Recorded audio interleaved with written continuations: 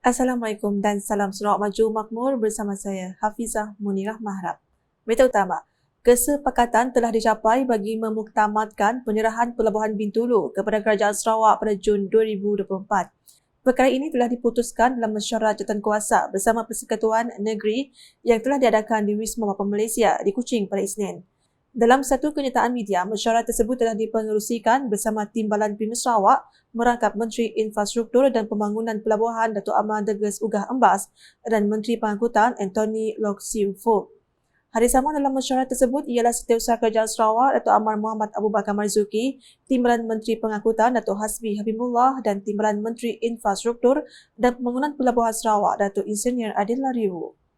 Kementerian Pengangkutan Malaysia akan membentangkan rang undang-undang pemansuhan Akta Lembaga Pelabuhan Bintulu 1981 pada sesi persidangan Parlimen 2024.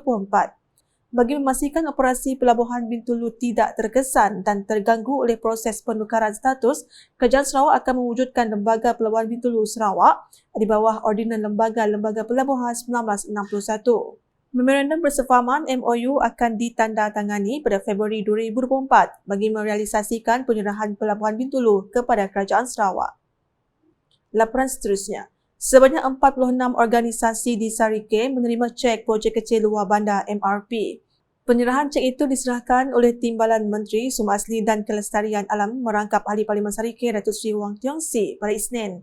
Beliau yang juga Ahli Dewan Undangan Negeri Adun Repok dalam ucapan ringkasnya berpesan agar semua organisasi penerima menggunakan dana pembangunan tersebut dengan sebaiknya bagi penambahbaikan organisasi masing-masing dan terus giat menjalankan aktiviti yang memberi manfaat kepada masyarakat.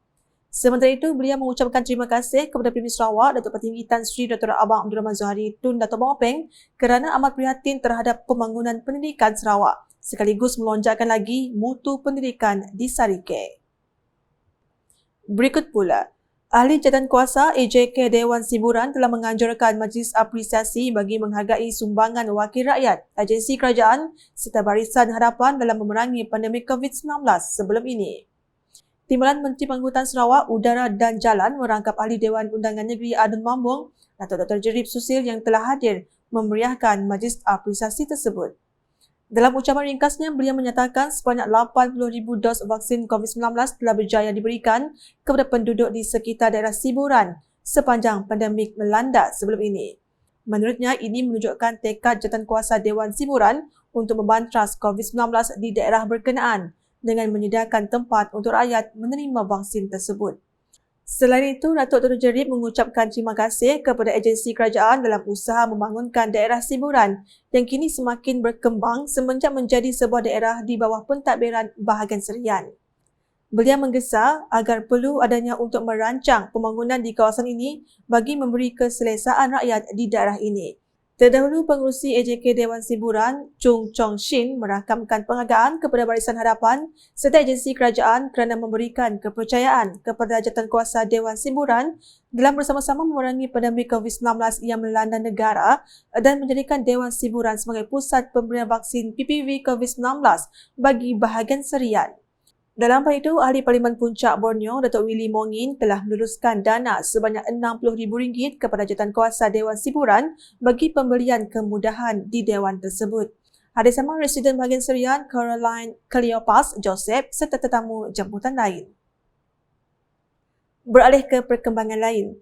Sekolah Menengah Kebangsaan SMK Jalan Arang dan Sekolah Jenis Kebangsaan SJK Chung Hua Sungai Tapang masing-masing berjaya merangkul gelaran juara keseluruhan bagi kategori sekolah menengah dan sekolah rendah bagi kejohanan tenpin bowling antara sekolah SSC Abbas Senator 2024. Kejayaan kedua-dua sekolah tersebut membolehkan mereka membawa pulang hadiah berupa piala cabaran dan voucher Pro Shop yang bernilai RM400. Sekolah-sekolah tersebut mendapat gelaran juara setelah mengungguli ketipan mata terbanyak dalam 8 kategori yang dipertandingkan iaitu Instructor Singles, Primary Singles, Secondary Singles, Primary Doubles, Secondary Doubles, Primary Team of 4, Secondary Team of 4 dan All Events. Dalam majlis penyampaian hadiah bagi kesemua pemenang, Senator Dewan Negara Datuk Ahmad Ibrahim berkesempatan hadir bagi menyempurnakan majlis penyampaian hadiah kejohanan tersebut di Megaland Batu Kawah pada Ahad. Kejohanan tersebut telah menghimpunkan seramai 247 dari 58 sekolah di sekitar Kuching dan dianjurkan bersama oleh Perbadanan Sukan Sarawak dan Persatuan Bowling Amatur Sarawak. Paparan seterusnya, autonomi kesihatan perlu segera diberikan kepada Sarawak agar keputusan atau dasar-dasar penjagaan kesihatan dapat ditentukan sendiri oleh rakyat negeri ini. Hal ini kerana Sarawak seharusnya mempunyai kuasa dalam menentukan perkara-perkara berkaitan kesihatan dan bukannya menyerahkan kepada Kerajaan Persekutuan membuat semua keputusan akhir. Oleh itu, satu mesyuarat antara Kementerian Kesihatan dan Kementerian Kesihatan Awam Perumahan dan Kerajaan Tempatan Sarawak akan diadakan Jumaat ini bagi membincangkan dengan lanjut permintaan negeri Sarawak untuk mendapatkan autonomi dalam bidang kesihatan. Wartawan Unit Komunikasi Awam Sarawak UKAS telah menembual orang awam bagi mendapat pandangan serta reaksi mereka berkenaan perkara autonomi kesihatan. Pada pendapat saya, autonomi kesihatan perlu segera diberikan kepada Sarawak agar keputusan atau dasar-dasar penjagaan kesihatan dapat ditentukan sendiri oleh rakyat sendiri di negeri ini. Seperti yang kita sedia maklum, kita masih kekurangan tenaga kerja pelatih perubatan, pegawai perubatan dan pakar dalam kedua-dua sektor awam dan swasta. Oleh itu, penting penjagaan serta khidmat kesihatan yang berkualiti kepada rakyat di Sarawak, terutamanya di kawasan pedalaman. Pada pendapat saya, kuasa autonomi Sarawak memang harus diberikan kepada Sarawak sebab hanya orang Sarawak sendiri yang memahami apa yang diperlukan oleh orang Sarawak supaya di kemudian masa nanti Sarawak boleh berada di satu tahap yang lebih bagus. Sekian edisi Tengah Hari bersama saya Hafizah Munirah. Berita berlanjut boleh didapati di semua platform media sosial UKAS termasuk portal ukas.sarawak.gov.my dan UKAS Channel di YouTube. Mengakhiri buletin dengan paparan kejohanan temping bowling antara sekolah SSC Abah Senator 2024. #saluran informasi rakyat Salam UKAS.